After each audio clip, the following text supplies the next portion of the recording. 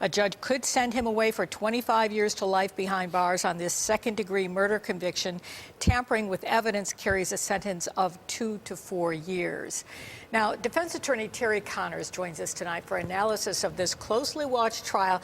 First, Terry, I've heard a number of people today say that they were surprised by this verdict. I heard one person say shocked by this verdict. What was your reaction? Well, I think the general consensus is that most people thought that the proof didn't establish that he intended to kill at the time he threw him down the stairway.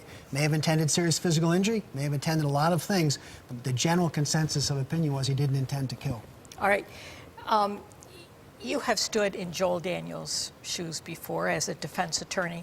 What is he doing? What is the defense doing now after a verdict like this? Well, whenever something like this occurs, you think, what are my options? What can I do to advocate for my client? So they're thinking about a motion to set aside the verdict. They're thinking about the appeal, trying to do what has to be done to place this case in a salvageable posture.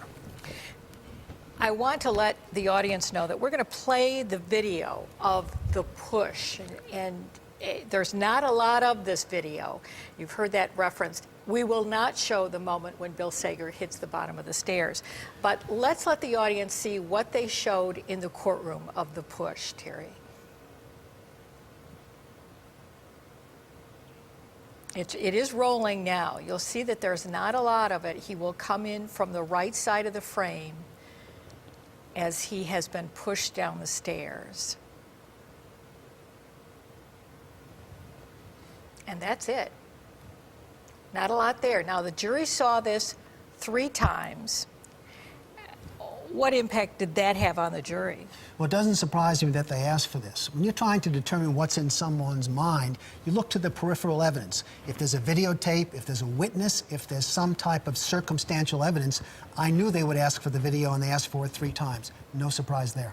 And played a big influence in their verdict making. Well, the jury's trying to figure out, can I tell from the circumstances of this particular push, from the force of the push, from the speed in which he went down those steps, that he intended to cause him death? And apparently they concluded he did.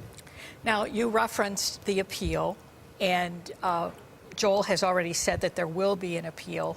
How likely is that to change the outcome of this case? Well, first of all, he's entitled to appeal as a matter of right in these circumstances. The appeal's different in the sense that it's decided on a cold, hard record. It's a series of documents filed by both sides.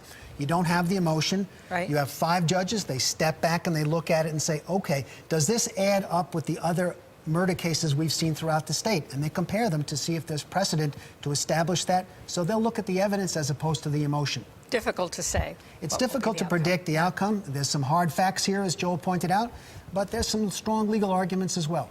Terry,